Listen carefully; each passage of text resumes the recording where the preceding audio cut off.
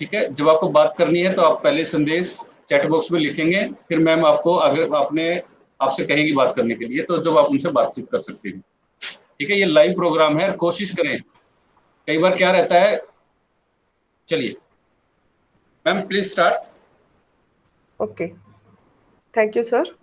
So, I welcome all the students who have just joined of B.Ed students January 2020 batch.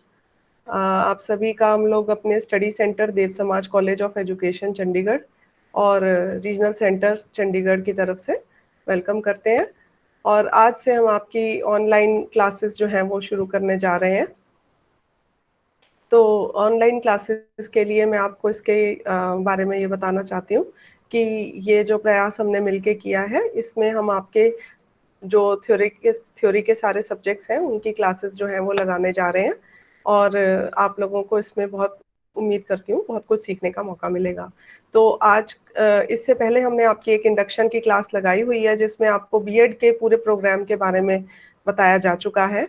और आज इस class के दौरान हम लोग जो बात करने जा रहे हैं वो that is about the subject, ये जिसकी मैं आपको प्रेजेंटेशन दिखाने जा रही हूँ।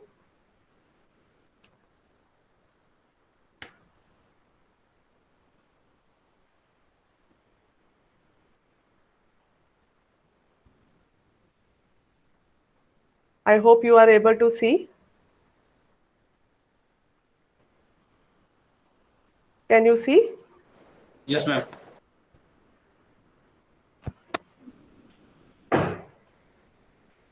ठीक है, तो आज जो हमारी प्रेजेंटेशन है और जो हमारा टॉपिक है, सबसे पहले तो मैं इस सब्जेक्ट का आपको कोड बताती हूँ, BES 121। और इस सब्जेक्ट का नाम है चाइल्डहुड एंड ग्रोइंग अप। इसका आज हम ब्लॉक 1, इसके अंदर 3 ब्लॉक्स हैं इस सब्जेक्ट के अंदर, ब्लॉक 1, 2 एंड 3। तो इसमें आज हम पूरा कंप्लीट ब्लॉक 1 जो है वो कवर करने की कोशिश करेंगे। हमारा प्रयास रहेगा कि हम इसमें मैक्सिमम से मैक्सिमम कंटेंट कवर करें। और जिसके अंदर ये जो ब्लॉक है इसका नाम है अंडरस्टैंडिंग चाइल्डहुड एंड अडोलेसेंस, जिसमें हम चाइल्डहुड और अडोलेसेंस के बारे में पढ़ेंगे और साथ में पढ़ेंगे कि सोशलाइजेशन प्रोसेस क्या होता है। और इससे रिलेटेड हम पूरा डिटेल में इसकी एजेंसीज के बारे में भी पढ़ेंगे। मैम एक मिनट जी हाँ मैम, एक बार अपना जो ये प्रेजेंटेशन है मैम इसको मैक्सिमाइज कर लीजिए मैम। फिर सर मेरे को आप लोग नहीं दिखते हैं, फिर मुझे ये नहीं पता लगता कि आप हैं यहाँ पे। कोई बात नहीं मैम, मैं टच में रहूंगा, आप इसको फुल करेंगे ठीक तो है, अच्छी प्रेजेंटेशन अच्छी हो जाएगी। ठीक है सर, मैं तो पूरा स्लाइड शो भी कर सकती हूँ सर। ठीक है सर, ठीक है, बेटर है। तो चलिए अब हम शुरू करते हैं चाइल्डहुड के बारे में बात करने की। हमें सभी को अगर कोई एक पीरियड है जो अपनी जिंदगी का सबसे खूबसूरत लगता है, वो है चाइल्डहुड, है ना। जैसे कि हम बचपन में अपने खेलते थे, कूदते थे और बच्चों वाली बातें करते थे, शैतानियां भी करते थे और एक प्रोटेक्टेड से एटमॉस्फेयर में रहते थे। ठीक है, जहाँ पे हमारे छोटे छोटे लड़ाइयाँ झगड़े भी हुआ करते थे। पर वो बड़ा ही एक चाइल्डहुड हम कह सकते हैं, बड़ा ही प्योर और एक बड़ा ही ऑनेस्ट, एक बड़ा ट्रूथफुल सा पीरियड होता है। और वही कहते हैं जैसे कि जब बचपन बीत जाता है तभी पता लगती है उसकी कदर। तो जो चाइल्डहुड का पीरियड है वो एक बहुत ही महत्वपूर्ण पीरियड है हर एक की लाइफ में, क्योंकि जिंदगी की जो नींव है वो रखी जाती है, वो इसी पीरियड में रखी जाती है। तो अगर हम चाइल्डहुड में, जैसे हम कहते हैं ना बेबी है, तो बेबी जो वर्ड है, इंग्लिश का वर्ड है, ये कहाँ से आया? ये इसका जो इसकी जो साउंड है उससे ये वर्ड निकला। जैसे बच्चे, छोटे बच्चे बे बे करते हैं या बा बा करते हैं, उससे ये वर्ड निकल के आया। और इस तरीके से, क्योंकि ये शुरू के अक्षर है, कुछ एक अक्षर है, कुछ लैंग्वेज है जो बच्चा बोलना सीखता है। तो बेबी या चाइल्डहुड, या हम इनको इसको इन्फेंसी स्टेज भी कहते हैं। इन्फेंसी का स्टेज का मतलब होता है जब बच्चा बहुत ही छोटा होता है, जब वो बोल भी नहीं पा रहा होता। और पर हम जब चाइल्डहुड की बात करते हैं तो चाइल्डहुड स्टेज जो होती है वो इन्फेंसी के बाद आती है। ठीक है, और ये एडोलेसेंस से पहले होती है। तो ये चाइल्डहुड स्टेज है। तो अगर हम डेफिनेशंस की बात करें चाइल्डहुड की, तो इसमें कई तरह के क्राइटेरियंस हैं। जैसे कि पहला तो है एज क्राइटेरियन। एज क्राइटेरियन का मतलब होता है कि अगर हम एज के बेसिस पे बात करें जनरली स्पीकिंग, तो ये childhood period it starts from birth and it goes on till teenage or puberty what we call as, और 13 year age जिस पे कि हम 12 के बाद 13 teen age शुरू हो जाती है. बट अगर हम लीगल व्यू की बात करें चाइल्डहुड की, so there are different committees and conventions जिन्होंने इसके बारे में अपने व्यूज दिए हैं. जैसे United Nations conventions on the rights of the child, they said that any child below the age of 18, जैसे कि एडल्ट के नीचे एज है तो वो चाइल्डहुड स्टेज कही जाएगी. तो NCPCR जो है, national commission for protection of child rights, इन्होंने भी यही सेम व्यू को एंडोर्स किया जो यूनाइटेड नेशंस ने दिया है. पर इंडिया में अगर हम बात करें, जुवेनाइल जस्टिस एक्ट है जिसके तहत आपको पता है कि जुवेनाइल्स कौन होते हैं, यंग चिल्ड्रन होते हैं. So below 14 years of age तक के बच्चों को हम लोग जुवेनाइल्स कहते हैं, यानी कि चिल्ड्रन कहते हैं. उसके बाद जो है वो एडोलेसेंस की स्टेज जो है वो शुरू हो जाती है. इसी तरह से हमारा RT, आपको right to education act, RT act पता है 2009 में आया. इन्होंने बताया है कि चाइल्डहुड की एज जो है वो 6 to 14 ईयर्स है. इसी तरह से आर्टिकल 21A, उसमें भी यही बात कही गई है कि फ्री एंड कंपल्सरी एजुकेशन जो है किस एज ग्रुप के बच्चों को दी जानी चाहिए, from 6 years to 14 years. Similarly in article 45 कहा गया कि अगर चाइल्डहुड स्टेज की ही एग्जैक्टली चाइल्डहुड स्टेज की बात की जाए तो उन्होंने तो सिर्फ 6 साल तक के बच्चों की बात की है. तो आप देख रहे हैं कि इसी तरह से child labour prohibition and regulation act 1986 में जो आया, they said up to 14 years of age, and Indian Mines Act, they have defined children as those below 18 years. So you can see from various definitions that it is not fixed that a child should be just till 13 only or 14 only or till 18 only. So basically ये जो as है हमारी, आप समझ सकते हैं कि adolescence से पहले की जो स्टेज होती है वो चाइल्डहुड स्टेज होती है. अब बात करते हैं हम एडोलेसेंस स्टेज की, कि एडोलेसेंस जो होती है ये जो टर्म है ये आया ही काफ़ी लेट, जिसे हम कह सकते हैं एंड ऑफ 19th सेंचुरी और बिगिनिंग ऑफ 20th सेंचुरी में ये टर्म कॉइन हुआ adolescence. And it comes from a Latin word adolescere which means to grow up. To grow up means to grow up to maturity, क्योंकि ये एक as है जिसमें कि बड़ी रैपिड ग्रोथ शुरू हो जाती है जो कि चाइल्डहुड में आके कहीं ना कहीं थोड़ी स्लो हो चुकी होती है. और अगर हम साइकोलॉजी में बात करें एडोलेसेंस की, तो this period is marked by a transition period between childhood and adulthood. मतलब ना वो व्यक्ति जो है वो बच्चा रह गया, ना ही वो बड़ा हो गया, तो उनके बीच की जो एज होती है उसे हम एडोलेसेंस कहते हैं. So this stage is marked by ability to adapt and adjust, because so many changes are taking place in the body of the child and in the emotional environment of the child, in the social environment of the child, that one has to constantly adapt and adjust according to adult standards. Now we come to what are the different stages of adolescence. देखिए adolescence की हम 3 stages में इसको बांट सकते हैं, early, mid and let adolescence. कई बच्चों में जल्दी एडोलेसेंस आ जाती है, जब उनकी बॉडी की ग्रोथ जल्दी हो जाती है, तो 10 से 13 साल की एज जो होती है उसे हम अर्ली एडोलेसेंस कहते हैं, जिसमें कि सेकेंडरी सेक्सुअल कैरेक्टरिस्टिक्स जो है वो डेवलप होते हैं बच्चों में.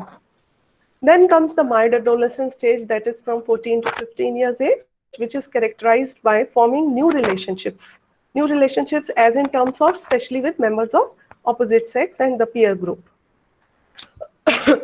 Then comes the late adolescent stage, that is from 16 to 18 years of age. इस एज में, लेट एडोलेसेंट स्टेज में जो बच्चे हैं वो एडल्ट्स की तरह ही बिहेव करने लगते हैं, और वो अपने आप को एडल्ट्स की तरह एक्ट करते हैं, वैसे ही अपने आप को समझते हैं, और एक अपनी डिस्टिंक्ट एक आइडेंटिटी जो है उनकी इस एज में डेवलप हो जाती है. अब हम बात करेंगे एडोलेसेंस इन डिफरेंट कल्चर्स. देखिए हर कल्चर का हम पे, हमारी अपब्रिंगिंग पे बड़ा इम्पैक्ट होता है. जैसे कि अगर ये कॉन्सेप्ट एडोलेसेंस का है ना, तो ये भी अलग अलग कल्चर्स में अलग अलग तरीके से डिफाइन किया जाता है. जैसे कि मिडिल क्लास अमेरिका जो है वो एडोलेसेंस को एक उसको टर्म देता है जिसका नाम होता है वेस्टिब्यूल एडोलेसेंस. वेस्टिब्यूल एडोलेसेंस का मतलब होता है कि वेस्टिब्यूल एक्चुअली क्या होता है, एक चैम्बर होता है विच लीड्स टू अनदर. जैसे कॉरिडोर है, आप कॉरिडोर को आप क्लास में, जब आप कॉरिडोर पार कर जाते हैं तो आप क्लास में घुस जाते हैं, तो एक चैम्बर दूसरे चैम्बर की अंदर जा रहा है. इसका मतलब ये एक पैसेज है, एक एज है जो कि दूसरी एज में यानी एडल्ट एज में जा रही है. So this is a period described by America as between 18 to 20 years of age. तो उनके लिए देखिए एडोलेसेंस के मायने डिफरेंट है। हम लोग इसको टीन एज या प्यूबर्टी के तौर पे लेते हैं 13-14 साल के बच्चों को, पर उसमें भी मैंने आपको बताया अर्ली, मिडिल और लेट एडोलेसेंस के बारे में। तो अमेरिका में कॉन्सेप्ट डिफरेंट है। अब अगर आप बात करें अरब एडोलेसेंट्स की, अरेबियन कंट्रीज में आप देखेंगे कि वहां पे जो एडोलेसेंट्स हैं they are suppose to remain within the family system until marriage. That means there is a strong influence of family interest, and after marriage they are free to live a life of their own. In Mexican American culture, adolescents are discouraged from leaving home. मतलब वो कहते हैं कि adolescents जो है वो घर से नहीं बाहर जा सकते। अब आप देखेंगे कि हमारे यहाँ तो काफी पॉपुलेशन है जो एडोलेसेंट पॉपुलेशन +2 के बाद एंट्रेंस क्लियर करके कहीं ना कहीं प्रोफेशनल कॉलेजेस में चली जाती है। तो हमारे यहाँ ऐसा कोई रूल नहीं है कि डिस्करेज किया जाता हो बच्चों को। इसी तरह से कुछ कल्चर्स में एडोलेसेंस का आना एक सेरेमनी के तौर पे देखा जाता है, और वहां पे कुछ एक पर्टिकुलर प्यूबर्टी रिचुअल्स परफॉर्म किए जाते हैं। जैसे कि अगर आप साउथ इंडिया में बात करें तो टर्मरिक में गर्ल्स को नहलाया जाता है, या टैटूइंग, किसी कल्चर में ऐसा भी है कि टैटूइंग की जाती है, या किसी कल्चर में ग्रैंड फीस्ट ऑर्गेनाइज की जाती है, ये भी इसका एक पार्ट है। तो एडोलेसेंस जो है इसका कॉन्सेप्ट वेरी करता है in different cultures. Now we talk about what are the differences between a child and an adolescent and an adult. अगर हम एज की बात करें तो एज वाइज अगर हम कहें तो चिल्ड्रन एंड एडोलेसेंट्स जो होते हैं उनकी जो एज होती है वो एक आइडेंटिटी एक्सप्लोरेशन की होती है। They are searching for their identity, what they want to become in future. Now you are all adults, ठीक है, आपको पता है कि आपकी क्या आइडेंटिटी है, आपने क्या करना है, आप एक स्टेज में पहुंच चुके हैं। बट आप याद करिए वो टाइम जब आप एडोलेसेंट थे, तो आप उस टाइम पे अपनी आइडेंटिटी क्राइसिस हर एक को होता है कि मुझे क्या करना है, मुझे क्या बनना है, मैंने जिंदगी में कहाँ पे जाना है, मेरी एम एंड एम्बिशन क्या है, मेरी आइडेंटिटी क्या है, और मेरी फैमिली और सोसाइटी के प्रति क्या रिस्पॉन्सिबिलिटी है। So that is called age of identity exploration. Then comes age of instability. Because age of instability, adolescents particularly अगर हम बात करें उनकी, तो वो काफी एक अनस्टेबल सी स्टेज है, ट्रांजिटरी स्टेज है। बिकॉज ना तो वो बहुत अभी बच्चे रह गए हैं, ना वो बड़े हो गए हैं, तो वो अनस्टेबल है, और करियर वाइज भी अभी उन्हें पता नहीं कहाँ जाना है। So that means you can say that there is lack of stability in the life of children and adolescents, whereas adults जो है उनकी लाइफ एक स्टेबल लाइफ है, उनको पता है हमें यही करना है। इसी तरह से अगर हम सेल्फ फोकस की बात करें तो आप देखेंगे कि children and adolescents they lack self focus in their decisions, they are not able to make up, because अभी वो उतने मैच्योर हुए ही नहीं कि वो अपने डिसीजंस को इंडिपेंडेंटली ले सके। So they always seek for support from parents, friends and their peer group, because they want their opinion कि हाँ आप बताइए कि हम जो कर रहे हैं वो ठीक कर रहे हैं कि नहीं। पर अडल्ट्स की अगर हम बात करें, दे आर सेल्फ फोकस्ड, क्योंकि वो उनका एक मैच्योरिटी लेवल वहां तक पहुंच चुका है जिसमें उनको पता है कि हमें डे टू डे एक्टिविटीज में क्या परफॉर्म करना है। Then comes age of feeling in between. अगर हम इसकी बात करें age of feeling in between की, क्योंकि जैसा मैंने अभी बताया ट्रांजिशन पीरियड है। Transition period means when you say that they are neither children nor they are adults, especially adolescents, so they feel in between. और जब वो बच्चों की तरह बात करते हैं तो बड़े कहते हैं कि आप बड़े हो चुके हैं, आप थोड़ा मैच्योर बिहेव करिए। जब वो बड़ों की तरह बात करते हैं तो कहते हैं अभी आप बच्चे हैं, बच्चे ही रहिए। तो ये जो बच्चा है, एडोलेसेंट बच्चा, उसको ये नहीं पता लगता कि मुझे कहाँ जाना है और मुझे कैसे बिहेव करना है। तो इस चक्कर में क्या होता है कि उनका, बच्चों का आइडेंटिटी क्राइसिस हो जाता है कई बार। तो इसमें ऑफ कोर्स हमारे पेरेंट्स की और टीचर्स की और सोसाइटी की बड़ी एक इम्पोर्टेंट भूमिका है, वो जिसके बारे में मैं बाद में बात करूंगी। अब हम बात करेंगे कि हम एडोलेसेंट्स, चिल्ड्रन और एडल्ट्स की बात कर रहे हैं तो with regard to different domains. अब आप देखिए फिजिकल डोमेन की अगर आप बात करिए तो चाइल्डहुड में जो फिजिकल ग्रोथ होती है वो एक स्टेडी पेस पे पहुंच जाती है, बहुत ज्यादा नहीं। शुरू में आप देखेंगे बच्चा बड़ी रैपिडली ग्रो करता है इन्फेंसी में, पर चाइल्डहुड में आके धीरे धीरे धीरे धीरे बढ़ता है। कई बार तो पेरेंट्स को ये चिंता हो जाती है कि मेरे बच्चे की हाइट ही नहीं बढ़ रही, ये बड़ा ही नहीं हो रहा, वो डॉक्टरों के पास चले जाते हैं। बाद में पता लगता है नहीं जी, ये तो पीरियड ही ऐसा है कि थोड़ा स्लो होती ही होती है ग्रोथ, पर हर एक को इसके बारे में नॉलेज नहीं है, तो उनकी चिंता अपनी जगह वाजिब है। जब ये एडोलेसेंस स्टेज आती है तो एकदम ट्रांजिशन होता है। और यहाँ पे मैं आपको यहाँ लिखा नहीं है मैंने, स्टैनले हॉल को कोट करना चाहूंगी। स्टैनले हॉल एक बड़े महान साइकोलॉजिस्ट, जिन्होंने कहा adolescence is a period of stress and strain, storm and strife. Stress, बच्चों को अलग तरीके का स्ट्रेस होता है, स्ट्रेन होता है पढ़ाई का, करियर का।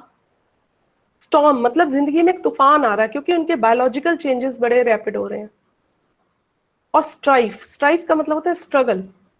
इस स्टेज में वो बच्चे मैक्सिमम स्ट्रगल कर रहे हैं। आप देखिएगा +1 +2 के बच्चे जितने स्ट्रेसफुल होते हैं उनको सबसे ज्यादा काउंसलिंग की जरूरत होती है, because they are in that stage.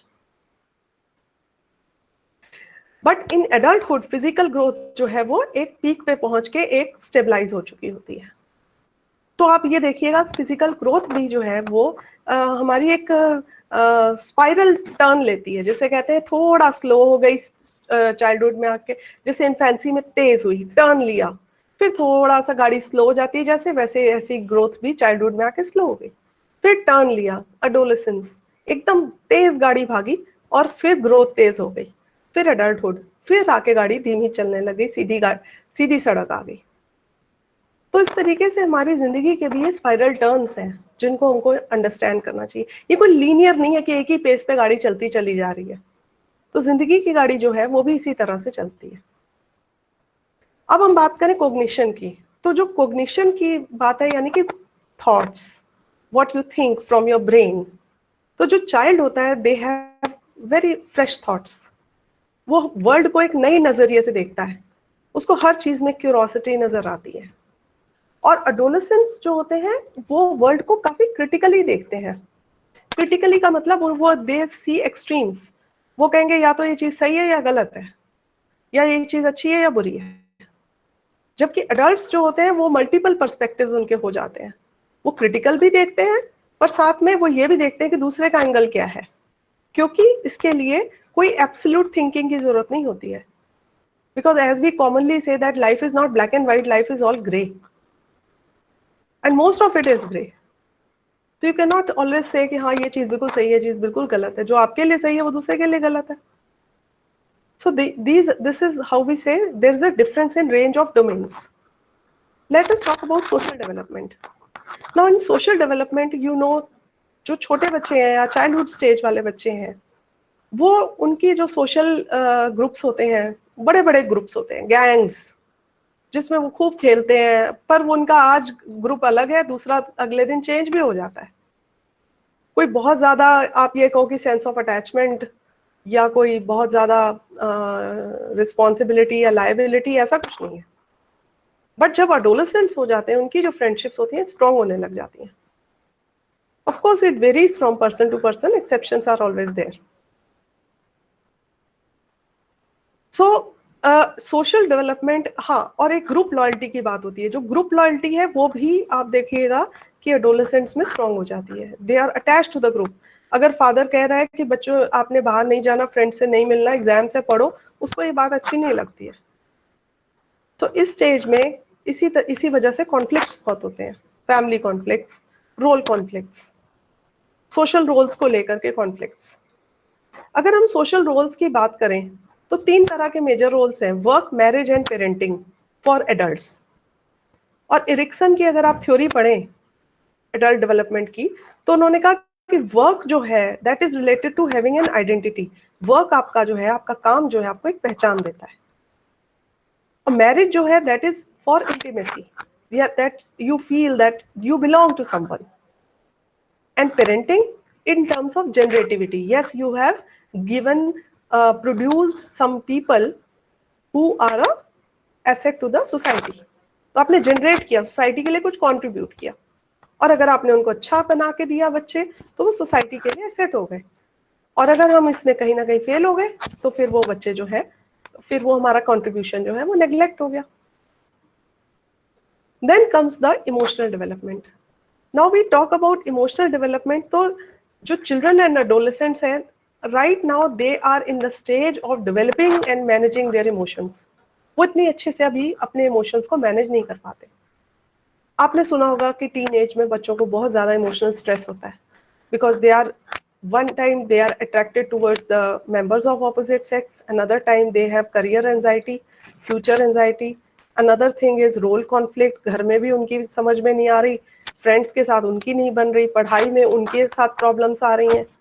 So ultimately what is happening is that these children are facing lot of emotional turmoil. तो इस स्टेज में बच्चों को बहुत ज्यादा इमोशनल काउंसलिंग की जरूरत होती है. So sometimes these children and adolescents they involve in risk taking behaviors also, क्योंकि ये अपने इमोशंस को कंट्रोल नहीं कर पाते.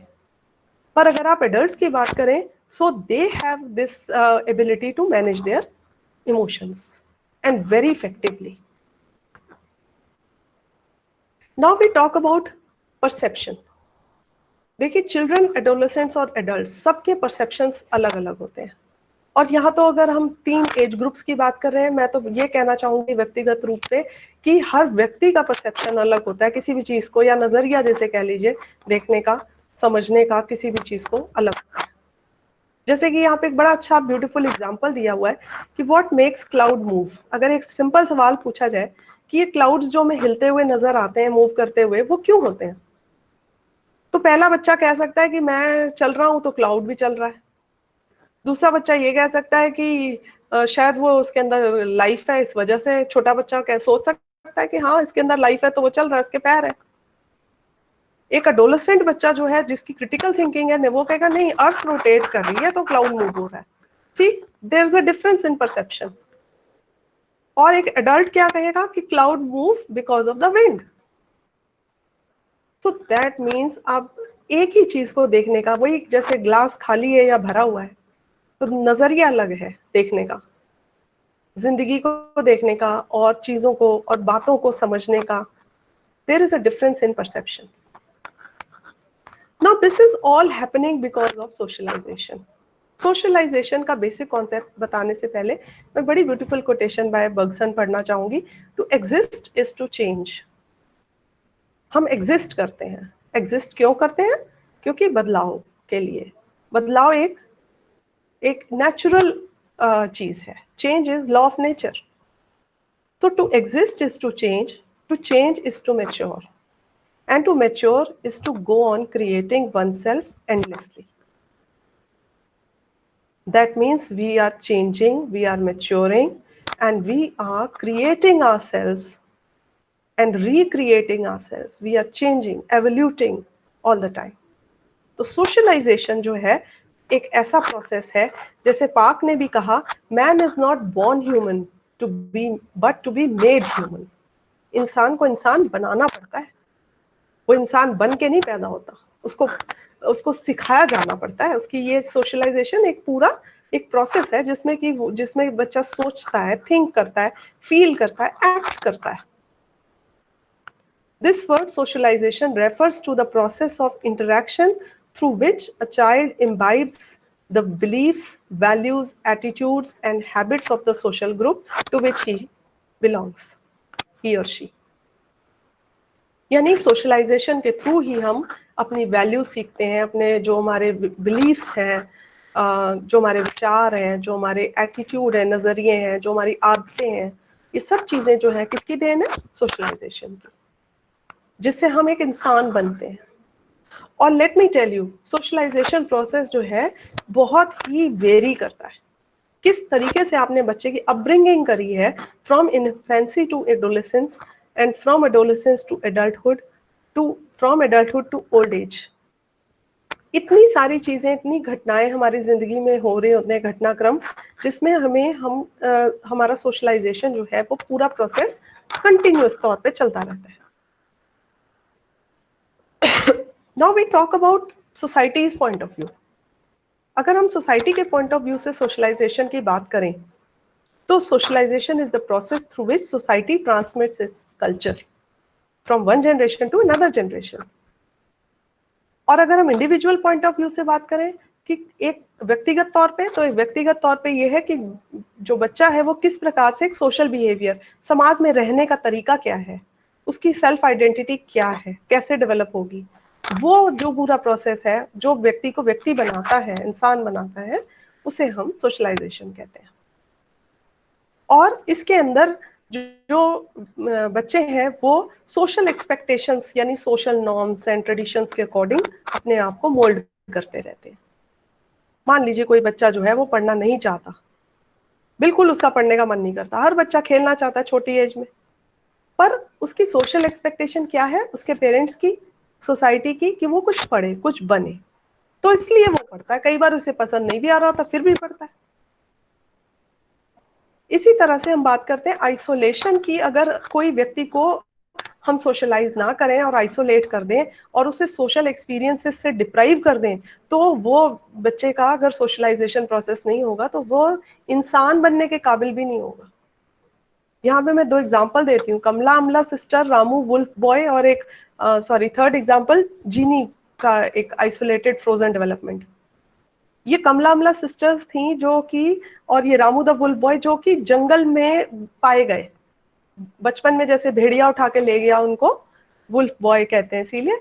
और वो जब बच्चे को काफी सालों के बाद जंगल से निकाला, वो भेड़ियों की तरह व्यवहार कर रहा था, उसे बोलना नहीं आता था, उसे कपड़े पहनने नहीं आते थे, उसे लोगों से इंटरेक्ट कर, वो लोगों से डर रहा था। सो दैट मीन्स उसमें और एक जानवर में कोई फर्क नहीं रह गया था। और उसकी वजह यह है क्योंकि उसका सोशलाइजेशन नहीं हुआ। इसी तरह जीनी का केस भी एक बड़ा क्लासिक केस है कि इस बच्चे को, लड़की को 20 महीने की उम्र में इसको एक चेयर से बांध के बैठा दिया गया। और क्यों बैठाया गया, किन हालातों में बैठाया गया, ये पूरा डिटेल केस स्टडी का विषय है। और जब वो बड़े होकर के उसको पाया गया तो देखा गया कि उस बच्चे को तो लैंग्वेज डेवलपमेंट भी नहीं हुई, फ्रोजन, वो आइसोलेटेड एनवायरनमेंट में रही। तो अगर हम बच्चों को सोशल एक्सपीरियंस से डिप्राइव करेंगे तो वो ह्यूमन बनेंगे भी नहीं, बोल भी नहीं पाएंगे, अपनी भाषा का प्रयोग भी नहीं कर पाएंगे। आप खुद ही सोचिए कि हम लोगों ने लैंग्वेज बोलना कैसे सीखा, हम लोगों ने ये कपड़े पहनना, हमने ये रीति रिवाज अपनाना, या हमने अपने आसपास के लोगों के साथ व्यवहार करना कैसे सीखा? कैसे सीखा? सोशलाइजेशन से सीखा। तो सोशलाइजेशन जो है ये हमारे अंदर एक बेसिक डिसिप्लिन जो है वो इंस्टिल करता है कि हमें कैसे अपने इम्पल्सेस को कंट्रोल करना है, हमें अपने बिहेवियर को कैसे कंट्रोल करना है, एक सोशल ऑर्डर में, एक सोसाइटी के नॉर्म्स के हिसाब से हमें बर्ताव कैसे करना है,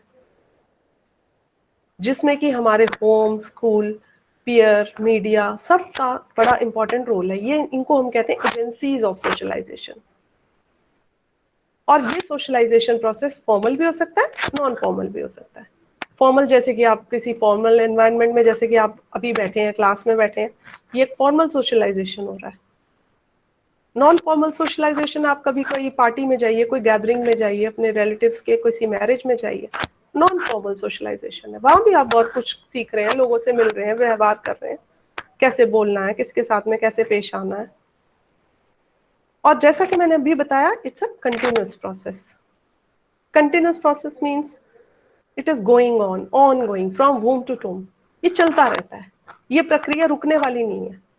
अगर किसी का सोशलाइजेशन रुक जाए तो ये गलत है, बल्कि तो ये, और ये एक नेचुरल प्रोसेस है, तो ये अपने आप ही चलता रहता है, इसमें किसी को कुछ फोर्स अपॉन करने की जरूरत नहीं। Because when you are living in society, so socialization is part of the society, it's going on.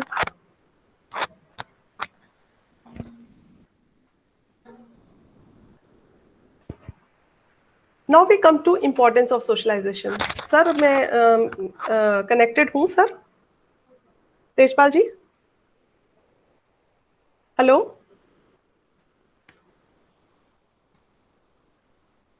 Ma'am connected है आप? अच्छा जी, क्योंकि काफी देर से कोई बात नहीं हुई तो मेरे को, थैंक यू। जी हाँ, तो बीच में सर एक आध बार कुछ बोल दीजिएगा ताकि मुझे पता रहे कि आई एम देयर। तो क्योंकि जब टीचर्स जो पढ़ाने लगते हैं तो उनको वो खो जाते हैं, उनको नहीं पता लगता कि और कुछ भी दुनिया में चल रहा है। तो अब हम बात कर रहे हैं सोशलाइजेशन की इम्पोर्टेंस की, why it is important. for the individuals, for the societies, because we are living in the society. We are quite related, and society has to transmit its own culture. Her society का अपना एक culture है जिसको कि वो आगे बढ़ाता है. तो इस संस्कृति को बढ़ाने के लिए सोशलाइजेशन का जो प्रोसेस है, ये एक बड़ा इंपॉर्टेंट पार्ट है हमारी चाइल्ड रेयरिंग का. चाइल्ड रेयरिंग मतलब बच्चों को पालना. जैसे हम बच्चों को पालते हैं तो उसमें हमारे पेरेंट्स का, पीयर्स का, स्कूल का, सोसाइटी का, सबका रोल होता है. तो हम किस तरह से एक दूसरे के साथ में इंटरेक्ट करें, कैसे हम सोसाइटी में रह के उनके नॉर्म्स को फॉलो करें. So this is why socialization is very very important. Now coming to types of socialization. देखिए सोशलाइजेशन जो है वो प्राइमरी भी हो सकता है, सेकेंडरी भी हो सकता है. Primary socialization means first socialization, जहां पे आपको प्राइमरी वार्मथ एंड अफेक्शन मिलता है, यानी कि जैसे कि आपकी फैमिली के अंदर वो आपके प्राइमरी सोर्स है सोशलाइजेशन के. बच्चे की पहले टीचर उसके माँ बाप होते हैं, उसके ग्रैंड पेरेंट्स होते हैं अगर वो साथ में है तो. वहां पे जैसे अगर बच्चा जो है वो अपनी वैल्यू सीखता है. अगर फादर अपने पेरेंट्स की रिस्पेक्ट कर रहा है तो बच्चा भी वही चीजें सीखेगा. अगर फादर के घर में जो एटमॉस्फेयर ठीक नहीं है तो बच्चा भी वो चीजें सीख लेगा. So how they behave in the family, child also tries to copy them. Then comes secondary socialization. Secondary socialization का मतलब होता है where the child learns to be acceptable to the society. जैसे कि कोई बच्चा अपने स्कूल में गया है, वो अपनी क्लास में अपने फ्रेंड्स के बीच में एक्सेप्टेबल फील करना चाहता है, वो सबसे बातचीत करना चाहता है. वो जैसे कि मैंने यहाँ एग्जांपल लिया, एक क्लास 10th का student who wants to become a doctor in future, वो करियर काउंसलिंग की क्लासेस लगा रहा है. So why he is attending those career counselling classes? Because he wants to become a doctor in future. तो उसके लिए वो it is very important that he belongs to a group जहाँ पे उसकी वो सोशलाइजेशन हो. कोई ट्यूशन, कोई कोचिंग में जा रहा है, या अपने टीचर से कोई स्पेशल हेल्प ले रहा है उसके लिए. So school is like a secondary socialization. Similarly, there is another type of socialization that is called developmental socialization. Developmental socialization मतलब that comes with your age. जैसे कि आपकी स्टेज ऑफ डेवलपमेंट क्या है. तो जैसे कि कोई छोटे बच्चे की स्टेज है तो उसका अलग तरीके का सोशलाइजेशन है, उसके अलग फीचर्स हैं. और अगर कोई बड़ा बच्चा है उसके अलग फीचर्स हैं. एक एडोलेसेंट का अलग है, एक एडल्ट का अलग है सोशलाइजेशन. जैसे कि अगर छोटा कोई बच्चा शाय हो, स्कूल में विड्रॉन हो, बहुत ज्यादा बोलता नहीं हो, चुप रहता हो, तो उसको हम लोग अक्सर क्या करते हैं, कोई ना कोई एक्टिविटी में ऐसे इन्वॉल्व करने की कोशिश करते हैं. जैसे असेंबली में थॉट फॉर द डे बोल दो. थॉट फॉर द डे क्या है कि उससे बच्चे की जो इनहिबिशन है वो दूर होती है, उसकी वर्बल कम्युनिकेशन की जो पावर है वो बढ़ जाती है. This is why it is called developmental socialization, and it varies with different stages of development. Then comes anticipatory socialization. Now, anticipatory socialization means when a person accepts the values and norms of a group, and when he tries to practice them. जैसे कि हम anticipate कर लेते हैं कि suppose हमने future में क्या बनना है. Suppose we want to become a teacher, जैसे many of us are teachers here. तो हम क्या करेंगे, अपनी सारी फोकस करेंगे, अपनी time and energy and money on how to become a good teacher. So this is anticipatory. हम एंटिसिपेट करें. या मान लीजिए जैसे कि कोई बच्चा किसी प्रॉब्लम में फंस जाए, एंटिसिपेट कर रहा हो कि हाँ ये काम को करने से मुझे प्रॉब्लम आ सकती है, तो एंटिसिपेट कर रहा है, तो वो क्या करेगा, अपने आप को उस सिचुएशन से कैसे प्रोटेक्ट करना है. तो he have to find a means. Then comes another type of socialization which is called re-socialization. Re-socialization means हमारा, क्योंकि जैसे मैंने अभी बताया socialization का process is ongoing. हम हमेशा socialize करते रहते हैं. तो हम क्या करते हैं, पिछले कई बार behaviors को हमें reject भी करना पड़ता है और नए behaviors को accept भी करना पड़ता है, क्योंकि life भी तो ऐसे ही है ना. We have to keep on switching from one part to another part. So re-socialization is happening throughout our life. चाहे वो करियर में हो, चाहे वो जॉब में हो, कभी भी हो सकता है. Now we will talk about, अभी हमने टाइप्स ऑफ सोशलाइजेशन किया और सोशलाइजेशन प्रोसेस क्या है वो पढ़ा और उसकी इंपॉर्टेंस पढ़ी. Now we will talk about how socialization practices they differ in different cultures. You know, different families, different parents, they have their own ethnic and racial issues, and especially in different cultures. So ये जो सारी values हैं वो parents किस तरह से अपने बच्चों को ट्रांसफर और कम्युनिकेट करते हैं, आपके कल्चरल वैल्यूज हो या बिलीव्स हो या कस्टम्स हो, ट्रेडिशंस हो या बिहेवियर्स हो, और कंटिन्यूसली ट्रांसफर करते रहते हैं। जैसे कि फॉर एग्जांपल हमारे फूड हैबिट्स हैं, या हम किस तरह से लोगों को ग्रीट करते हैं। कोई नमस्ते करता है, कोई गुड मॉर्निंग करता है, कोई सलाम वालेकुम करता है, या कोई सत श्री अकाल करता है। तो हमारे वेज ऑफ ग्रीटिंग अलग अलग है, हमारे ड्रेसिंग स्टाइल्स अलग अलग है, हमारे कल्चर्स, हमारे सेलिब्रेशन ऑफ डिफरेंट फेस्टिवल्स अलग अलग है। और स्पेशली इंडिया तो एक बहुत ही डाइवर्स कंट्री है, नहीं? Still there is lot of unity in diversity. From Kashmir to Kanyakumari we have so many festivals, so many cultures, so many religions. So this is all a result of socialization. A child from a particular state will behave in a different way than the child from the another state. They will speak a different language, they will speak a different dialect even. अगर language है तो उसमें accent अलग अलग है, उससे उसके accent से पता लग जाता है हाँ ये व्यक्ति जो है वो पंजाब में माझा का है या मालवा का है। तो इससे हम कहते हैं सोशलाइजेशन प्रोसेस जो है हमारा कल्चर्स के ऊपर बहुत डिपेंडेंट है। और अगर हम कॉन्टेक्स्ट की बात करें, डाइवर्स कॉन्टेक्स्ट की बात करें, so you know that there are different types of diversities. जैसे अभी मैंने आपको बताया कास्ट की, कल्चर की, रिलीजन की, ट्रेडिशंस की डाइवर्सिटी। इवन जैसे मैंने यहाँ एग्जांपल लिया एक माइग्रेंट फैमिली का, तो वहाँ पे उनके जो अगर माइग्रेंट फैमिलीज जो होती हैं, जो लोग एक जगह से अपने माइग्रेट करके दूसरे स्टेट में चले जाते हैं, तो वो लोग क्या करते हैं, अपनी स्टेट की तो वैल्यूज लेते ही हैं, बल्कि उनकी तो डबल वो वैल्यूज हो जाता है, वैल्यू सिस्टम। वो वहां की भी गेन कर पाते हैं, नए स्टेट की भी और अपनी प्रीवियस की। So they have this strong ethnic values, strong feelings of family cohesion and high value to education, ताकि उनका अपना सोशल स्टेटस भी इंप्रूव हो सके। So children are growing in different diverse backgrounds. Their socialization process is also different. Now let us talk about how socialization is affected by family structures. There are two types of family systems here in India. If we talk about traditional family system and non-traditional.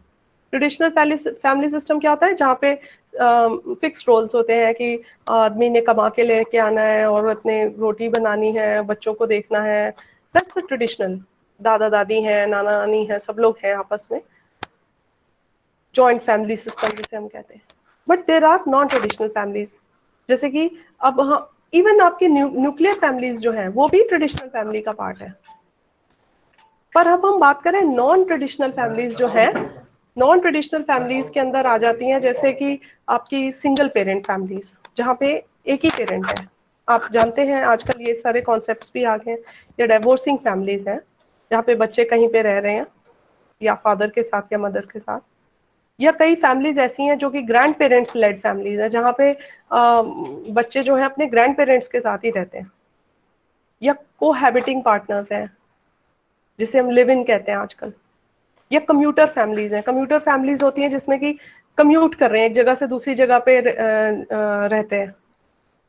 तो कई बार as a whole family move करती है, कई बार ऐसे होता है कि one of the partners is living in another city and another partner is living in another city. That's called commuter. Then there are families created by transgenders or bisexual or gay lesbian.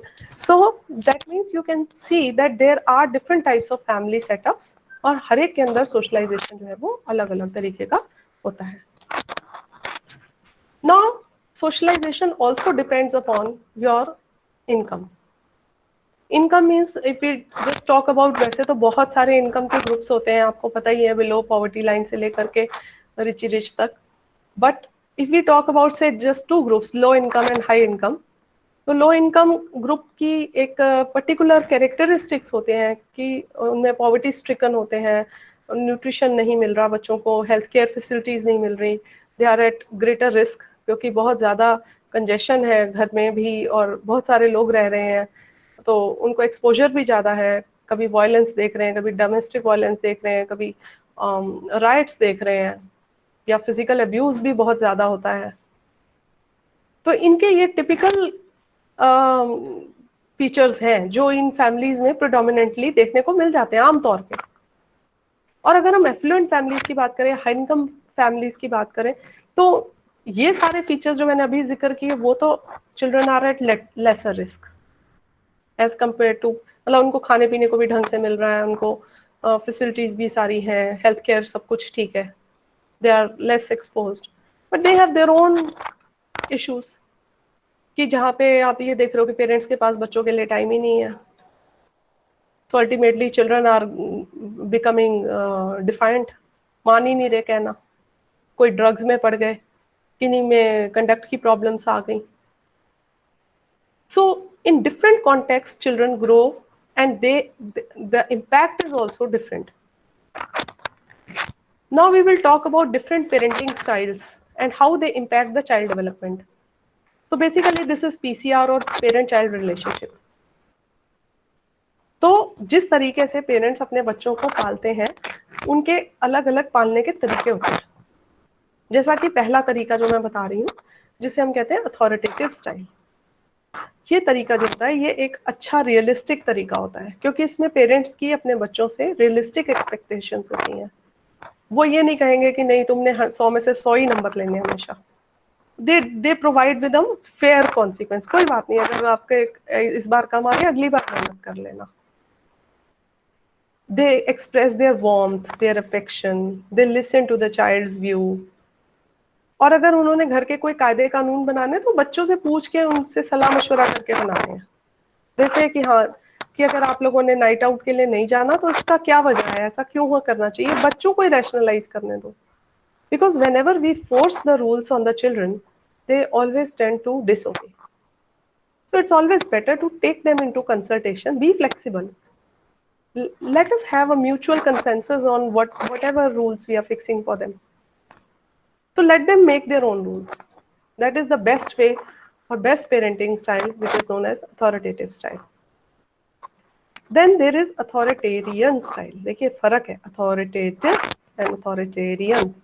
Authoritarian मतलब जहाँ पे कोई authority impose कर रहा हो, strict, जहाँ पे parents जो है वो चाहते हैं कि जो हमने कह दिया वो कह दिया, उसमें अनक्वेश्चनेबल कंप्लायंस, आपने पूछना नहीं है कि ये क्यों क्या कैसे, जहाँ पे एक बहुत ही huge exercise of control of power है, बड़े रिजिड रूल्स हैं। आपने देखे होंगे अपने जो मैं आपको एग्जांपल्स दे रही हूँ, मेरे को उम्मीद है कि आप लोगों ने इस तरीके के सभी एग्जांपल्स अपने आसपास देखे ही होंगे, जहाँ पे सख्त रूल्स हैं। और ऐसे बच्चे जो हैं they suffer with low self esteem, they get anxious very easily, और कई बार ये विड्रॉन भी हो जाते हैं, मतलब वो कहते हैं कि हमें किसी से बात नहीं करनी, और कई बार एंटी सोशल बिहेवियर में है, क्योंकि और कई बार एंटी सोशल बिहेवियर में पढ़ते भी हैं क्योंकि उनको डिसओबे करना होता है, और कई बार वो बिल्कुल डर के भी रहते हैं। मतलब अगर वो एंटी सोशल बिहेवियर में नहीं इन्वॉल्व हो रहे तो इस डर से इन्वॉल्व नहीं हो रहे, ये नहीं कि उनको पता है कि ऐसा करना ठीक नहीं है, रैशनलाइजेशन नहीं है वहां पे,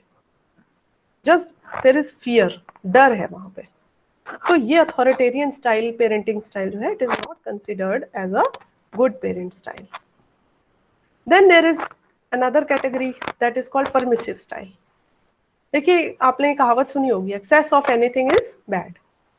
परमिसिव पेरेंट्स जो होते हैं they are over protective, over indulgent, मतलब हद से ज्यादा ही, over loving, over warmth, over nurturing, हर चीज ओवर है। तो किसी भी चीज की ओवरडोज अच्छी नहीं होती, बहुत ज्यादा मीठी चीज होगी तो कीड़े पड़ जाते हैं। तो इस तरह के जो बच्चे होते हैं इनके पेरेंट्स के, वो चाहते हैं कि कभी हमें मौका मिले तो हम इन सारे नियमों से निकल के, इन सारी चीजों से, इस प्रोटेक्टिव एनवायरनमेंट से निकल के एडवेंचर करके देखें। और ऐसे में कई बार वो बड़ी भारी भूल कर बैठते हैं, चाहे उनकी सेल्फ एस्टीम अच्छी हो, वो कॉन्फिडेंट भी हो, उनकी एकेडमिक स्किल्स भी डेवलप हो रही हो, पर वो उनको डिसरिगार्ड होता है फॉर द कॉन्सिक्वेंसेज, वो परिणाम नहीं सोचते। फिर उनको ये लगता है आज एक मौका मिला है, इसके बाद तो हमें दोबारा कभी मिलेगा नहीं, जो करना है आज कर लो। तो ऐसे एनवायरनमेंट का क्या फायदा, जहाँ पे आप चारों तरफ बच्चे के एक दायरा बना दें, बाड़ बना दें और उसको क्रॉस करने से मना कर दें। अल्टीमेटली तो देखिए हर बच्चे ने जिंदगी के मैदान में कूदना ही है। तो बेटर ये है कि हम उनको थोड़ा थोड़ा थोड़ा थोड़ा इंडिपेंडेंट कराते रहें। Why should we be over protective? मुझे याद है मैं बचपन में साइकिल चलाना नहीं आता था, तो मैं जब साइकिल चलाने की जिद करी तो सबने कहा नहीं गिर जाओगी गिर जाओगी गिर जाओगी। हाँ, तो मेरी फ्रेंड थी, उसने कहा कि गिर जाओगी तो कोई बात नहीं, एक बार ही गिरोगी 2 बार संभल जाओगी। तो वो ले गई मुझे अपनी साइकिल में और मैं 2 बार गिरी, तीसरी बार साइकिल आ गई। तो कई बार क्या होता है कि हमें कुछ कुछ चीजें तो गिर के भी सीखनी पड़ती हैं। हम वॉर्न कर सकते हैं but we should not be over protective. Now let us talk about another parenting style which is called neglectful style. अभी मैंने आपको 3 स्टाइल्स बताए और मैं क्लास के अंत में आपसे पूछूंगी भी कि आपको कौन सा पेरेंटिंग स्टाइल जो है वो सबसे ठीक लगा और क्यों। तो आप अपने माइंड में इस क्वेश्चन की तैयारी करके रखिएगा। तो देखिए, नेग्लेक्टफुल स्टाइल होता है जहाँ के पेरेंट्स जो है नेग्लेक्ट करते हैं बच्चों को, वो दे डू नॉट रिस्पॉन्ड, वो जो उसकी नीड्स है उसकी डिमांड्स है वो they do not pay much attention to it because may be that they are over involve in their work, वो अपने काम में इतने बिजी हैं, या कई पेरेंट्स जो हैं वो डिप्रेशन का शिकार है, या कोई पेरेंट्स हैं जो अल्कोहलिज्म में इंडल्ज्ड है। सो ऐसे जो पेरेंट्स हैं रादर वो तो अपने बच्चों को क्या सपोर्ट करेंगे, वो तो अपने बच्चों से सपोर्ट की उम्मीद करने शुरू हो जाते हैं। तो ऐसे केसेस में आपने कई बार देखा होगा कि अल्कोहलिक फादर या अगर मदर है तो उनके जो बच्चे हैं वो उनके माँ बाप बन जाते हैं। So children of such parents are often very anxious, socially withdrawn, they perform poorly, and they are at risk of substance abuse, like drug abuse.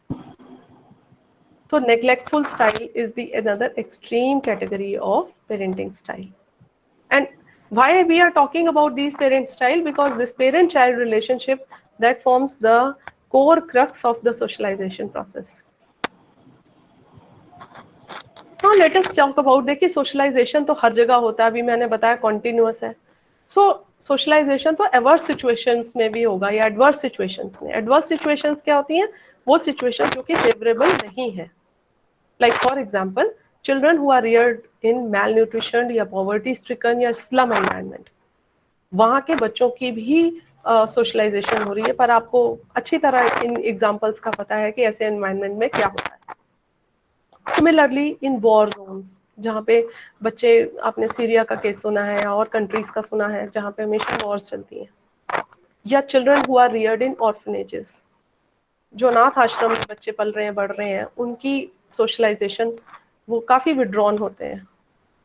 या माइग्रेंट वर्कर्स के जो बच्चे हैं वो जो है वो एक आइडेंटिटी क्राइसिस में ही रहते हैं, उनको मिक्सअप नहीं करते लोग आसानी से। इसी तरह से children growing up in a community with gang, जहाँ पे गैंग कल्चर है, कई सिटीज में कई जगह पे इस तरीके का भी कल्चर जहाँ बच्चे गैंग्स बना बना के रहते हैं। तो ऐसे में एक बच्चा जो दूसरा आता है वो उनके साथ में कैसे इन्वॉल्व होगा, कैसे मिक्सअप होगा, उसकी सोशलाइजेशन हमेशा हैम्पर्ड रहेगी। Then children growing up in areas with noise, air, soil pollution and congested traffic zones, वहाँ के बच्चों को कभी फिजिकल प्रॉब्लम्स तो हैं ही, साथ में स्ट्रेस एंजाइटी की भी काफ़ी शिकायतें मिलती हैं। कई बच्चों को अस्थमा, कई बच्चों को ब्रीदिंग प्रॉब्लम्स, किसी को स्ट्रेस बहुत रहने लगता है। तो we can see that children, these are adverse situations. जैसे मैं ऑर्फनेजेस की तो बात कर चुकी हूँ। Then we talk about children growing up in cities and rural areas, क्योंकि अर्बन एरियाज के इश्यूज अलग हैं, रूरल एरियाज के अलग हैं, तो सोशलाइजेशन भी अलग है। सिटीज की लाइफ काफ़ी कॉम्प्लिकेटेड है, कॉम्प्लेक्स है, फास्ट है। रूरल एरियाज में, विलेजेस में लाइफ बहुत सिंपल है, वहाँ के बहुत ही सिंपल ऑडियल्स हैं, रीति रिवाज बड़े सिंपल हैं। तो जब वो रूरल एरिया से जब अर्बन में मूव करता है तो बच्चे को कहीं ना कहीं कल्चरल ट्रांजिशन देखने को मिलता है। So it becomes little challenging for them, not little but lot of challenges they have to face. Then children growing up in tribal communities, because tribal communities have their own set of values and cultures, they don't try to mingle with others, so when they come to another area then they find it little difficult. Then another adverse situation is like children growing up with a disability, अगर किसी बच्चे को कोई disability है, that is also a adverse situation. So क्योंकि society के perceptions इतने wide नहीं है, ओपन नहीं है कि हर एक कोई उनको इतनी अच्छे से एक्सेप्ट कर सके. Then growing up as a girl, now would you call being a girl as an adverse situation? A big question mark. Not for those girls जो कि जिनको अच्छा environment मिलता है, but talk about those girls who don't have those facilities, where there is still gender bias, where female feticide is still occurring and happening. India के जो first prime minister थे पंडित जवाहरलाल नेहरू, उन्होंने एक बार कहा था, you can tell the condition of a nation by looking at the status of its women. जिस तरीके से आप अपनी औरतों को ट्रीट करते हैं, उससे आपके नेशन की एक पहचान होती है. और इन्होंने ये भी एक बात कही थी जवाहरलाल नेहरू जी ने, कि अगर आप एक आदमी को पढ़ाते हो, एक लड़के को पढ़ाते हो, बच्चे को पढ़ाते हो, तो आप एक फैमिली को एजुकेट करते हो. पर जब आप एक लड़की को पढ़ाते हो तो एक परिवार को, और परिवार ही नहीं कई परिवारों को और पूरे नेशन को पढ़ाते हो. तो इसका यही मतलब है कि गर्ल्स जो हैं, they should not be lagging behind in education. They should be, they are, if they are 50% of our population, little less than because of dwindling sex ratio. But ये जेंडर बायस और ये सारी चीजें जो हैं, ये 21st सेंचुरी में तो कम से कम चली जानी चाहिए. So that is why we have implications for teachers in understanding the growing up experiences of children. And teachers can play a very crucial role in bringing this socio-cultural change. अगर आप teachers की बात करो, traditionally हमारा value जो Gurukul system होता था, that was meant for only higher castes and only they could receive the education. But after independence, there is democratization of education. कि एजुकेशन जो है वो सबका अधिकार है.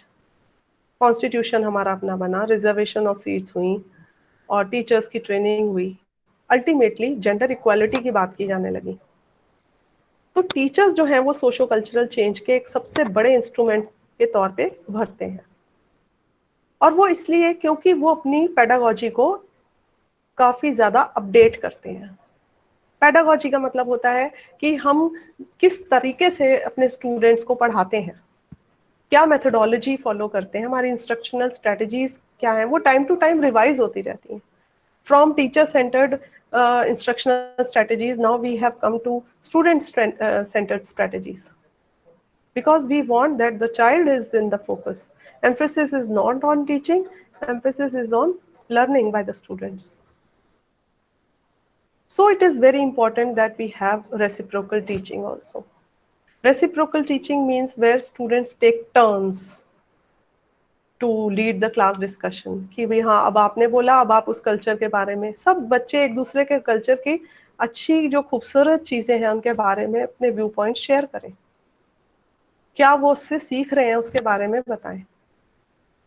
इसी तरह से कोऑपरेटिव लर्निंग एक बहुत अच्छी स्ट्रेटजी है सोशलाइजेशन के लिए, जहाँ पे अगर कोऑपरेटिव लर्निंग होती है, जब बच्चे कोलैबोरेट करते हैं एक दूसरे के साथ में, और जैसे मान लीजिए तुमने मेरा काम कर दिया, मैं तुम्हारा कर देता हूँ, या तुम मुझे ये चीज बता दो, मैं तुम्हें बता देता हूँ. तो ये सिर्फ एक टास्क तक या एक होमवर्क तक सीमित नहीं रहती ये चीज. ये जिंदगी के लिए एक बड़ी लार्जर पर्सपेक्टिव में कोऑपरेटिव लर्निंग इज इम्पोर्टेंट, क्योंकि इससे आप शेयरिंग सीखते हो. Sharing not only in knowledge, sharing of each others culture also, each others values also, and you tend to respect others. So teachers जो है उनका सोशलाइजेशन प्रोसेस में बड़ा इंपॉर्टेंट रोल होता है. नॉट ओनली दैट कि सिर्फ टीचर्स ही करते हैं.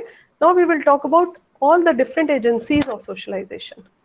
क्योंकि सोशलाइजेशन ऐसे तो है नहीं कि सोसाइटी बन गई और आपने छोड़ दिया लोगों को और अपने आप सोशलाइज होने लगे, ऐसे नहीं है.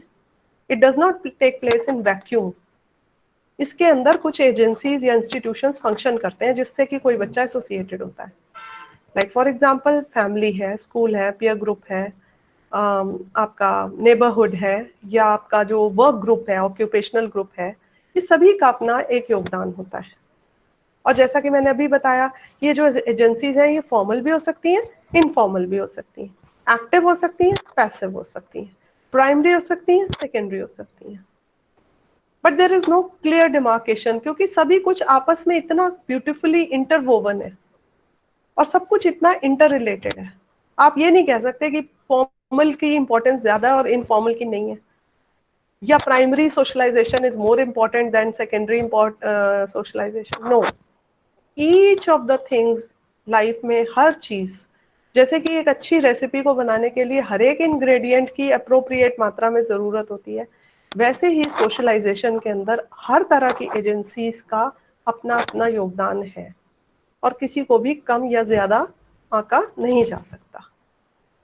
तो ये जितनी एजेंसीज हैं सोशलाइजेशन की, ये 3 लेवल्स पे ऑपरेट करती हैं।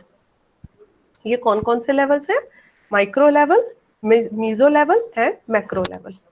Now we will talk about all these 3 levels. देखिए माइक्रो लेवल, माइक्रो, आपने वर्ड माइक्रोस्कोप सुना होगा। माइक्रोस्कोप क्या होता है? जिससे हम छोटी से छोटी चीजों को जो आंखों से नहीं देख सकते, बड़ा करके देख सकते हैं।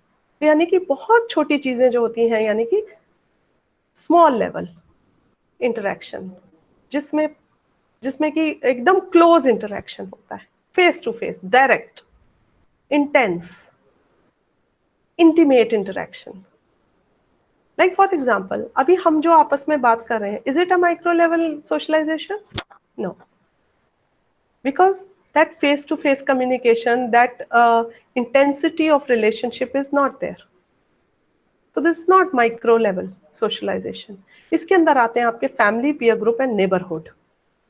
अभी we will talk about these 3 agencies, very very important, and जो माइक्रो लेवल पे ऑपरेट करती हैं, यानी इमीडिएट, जो बच्चे का नियरेस्ट दायरा है, एक जैसे छोटा सा सर्कल है जिसके अंदर ये आपकी फैमिली, फ्रेंड्स और नेबरहुड, ये सारे आपके आसपास रिवॉल्व करते रहते हैं हर वक्त। तो family is a cradle of social virtues, जहाँ पे आप अपनी सोशल वर्च्यूज सीखते हो, जहाँ पे आपको अपनी जिंदगी के पहले पाठ मिलते हैं। प्राइमरी सोशलाइजेशन, जहाँ पे आपको अपनी कोर वैल्यूज सीखने को मिलती हैं, tolerance, patience, love, affection, cooperation. Not only the core values, but हमारे कैसे मैनर्स होने चाहिए, हमारी आदतें क्या हो, एटीट्यूड क्या हो, लैंग्वेज क्या हो, हमारे स्पीच का स्टाइल क्या हो, बॉडी का बिहेवियर कैसा हो, मैनरिज्म्स, पोस्चर्स, साइकी, हमारी लाइफ चॉइसेस, करियर चॉइसेस, सभी कुछ तो डिटरमिन कौन करती है? आपकी फैमिली। दूसरा ग्रुप होता है पीयर ग्रुप। ये भी आपका एक माइक्रो लेवल ही है। पीयर ग्रुप, क्योंकि जो आफ्टर द फैमिली सबसे ज्यादा अगर किसी का इन्फ्लुएंस होता है on the socialization of the child, that is the peer group.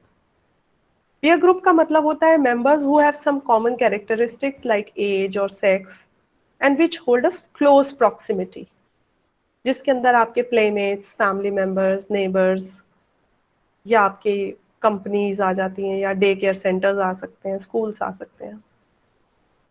और एक अडोलेसेंट के लिए या एक बच्चे के लिए पीयर एक्सेप्टेंस जो है वो एक बहुत ही इंपॉर्टेंट एस्पेक्ट है सोशलाइजेशन का। वो सभी चाहते हैं कि उनको, उनके जो पीयर्स हैं, उनके फ्रेंड्स जो हैं, वो उनको एक्सेप्ट करें, और इसी वजह से उनकी ग्रुप लॉयल्टी बहुत अच्छी होती है, या फ्रेंड्स के प्रति लॉयल्टी भी। उसने मेरे लिए किया है तो मैं तो चाहे उसके लिए कुछ भी कर जाऊंगा, है ना। और उसके इसमें हम पीयर से बहुत सारी चीजें सीखते हैं, स्किल सीखते हैं, स्ट्रेटेजी सीखते हैं, जो कि हम डेलिब्रेट नहीं होती पर ऐसी आ जाती हैं, बड़ी नेचुरल, स्वाभाविक तौर पे। एसोसिएशन करना, डोमिनेट करना, लीडरशिप क्वालिटीज, या कोऑपरेट करना, या कॉम्प्रोमाइज करना, ये छोटी छोटी चीजें हैं जो कि हम लोग अपने पीयर ग्रुप के साथ में ऐसे ही सीख लेते हैं। Then is another called neighborhood in socialization. Now, role of neighborhood in socialization is also very important. Neighborhood का मतलब होता है people living in the same locality. They share the same customs and practices. They are holding various occupations. And the skills required for such occupations and qualities required for those occupations, they vary. अपने आसपास के पड़ोसियों से हम बहुत सारी चीजें सीख लेते हैं कि हाँ जी उनका लड़का ये कर रहा है, चलो जी हमने भी ये चीजें सीख ली। डिसिप्लिन है या कोड ऑफ कंडक्ट है एंड सोशल नॉर्म्स है एंड बिहेवियर कैसे करना है, लोगों के साथ में व्यवहार कैसे करना है, ये सब भी हम लोग नेबरहुड से सीखते हैं। तो अभी हमने बात की माइक्रो लेवल सोशलाइजेशन की। Now let us talk about meso level socialization. Meso का मतलब होता है इंटरमीडिएट। इंटरमीडिएट मीन्स जो कि माइक्रो से बड़ा होता है और मैक्रो से छोटा होता है, बीच का। तो इसके अंदर आ जाते हैं आपके school, religion and social class, आपके पॉलिटिकल ग्रुप्स, एजुकेशनल इंस्टीट्यूशंस, ये सारे इसके अंदर आ जाते हैं। Will talk about meso level socialization. First of all meso level school, because we are all working teachers here, most of us. So school जो है it moulds the behaviour of the child. BEd का जो programme है वो आपको एक अच्छी teacher बनने की प्रेरणा क्यों देता है, और सिर्फ टीचर बनने की नहीं, एक अच्छी इफेक्टिव टीचर बनने की। एक अच्छे टीचर के कुछ बेसिक क्वालिटीज होती हैं, क्योंकि हमने हमारे हाथों में कौन है, फ्यूचर ऑफ द नेशन। इस देश का जो भविष्य है वो, उसकी कमान जो है किसके हाथ में है, टीचर्स के हाथ में है। तो हमारा रोल जो है वो बहुत ही क्रूशियल और इम्पोर्टेंट है। तो ब्रूबेकर ने कहा कि स्कूल क्या होता है, बेसिकली एक फॉर्मल एजुकेशनल इंस्टीट्यूशन तो है ही। School is an active, direct and formal agency of education and socialization. Active भी है, डायरेक्ट भी है, फॉर्मल भी है। It's a miniature society. Miniature society क्योंकि यहाँ पे अलग अलग धर्मों के, अलग अलग फैमिलीज के, कास्ट के, इकोनॉमिक स्टेटस के बच्चे जो हैं एक साथ एक ही कक्षा में पढ़ते हैं, एक ही एक्टिविटीज को परफॉर्म करते हैं। They learn how to adjust to the society. So this school gives heterogeneous society commonness, कि हम हेट्रोजीनस तो हैं, अलग अलग तो हैं, पर फिर भी हम एक हैं, अनेकता में एकता है। And school leads to moral, intellectual, aesthetic, social, all types of development of the students. क्योंकि घर के बाद अगर बच्चा अपना सबसे ज्यादा समय कहाँ पे बिताता है, स्कूल के अंदर। So school plays a crucial role in the socialization. Then equally important is your religion. That is also your meso level. Religion क्या है? Unified system of beliefs, जहाँ पे सबके एक सी सोच, एक ही विचारधारा है with regard to worship और sacred things, जैसे हम कह लें। ये एक सिंगल मॉरल कम्युनिटी है। हमारे को रिलीजन क्या है, सही गलत की पहचान सिखाता है। क्योंकि रिलीजन हमेशा, हर रिलीजन में आप देखिएगा यही सिखाया जाता है, किसी का बुरा ना करो। सब रिलीजन्स का एसेंस एक ही है, चाहे वो हिंदू हो, चाहे मुसलमान, सिख, ईसाई, यहूदी, कोई भी हो। पर हर रिलीजन हमको दूसरों के साथ में अच्छा व्यवहार करना सिखाता है, सबके साथ प्रेम से रहना सिखाता है, अच्छी वैल्यू सिखाता है। तो रिलीजन के अंदर हम बात करते हैं रिलीजियस रिचुअल्स की। जैसे अगर मान लीजिए हिंदुओं की शादी थोड़ी डिफरेंट होगी, उनमें रिवाज मुसलमानों के अलग होंगे, सिख के अलग होंगे, उनका वेडिंग्स का तरीका, उनका दिनों को मनाने का, उनके त्योहारों का, हर चीज उनकी अलग है।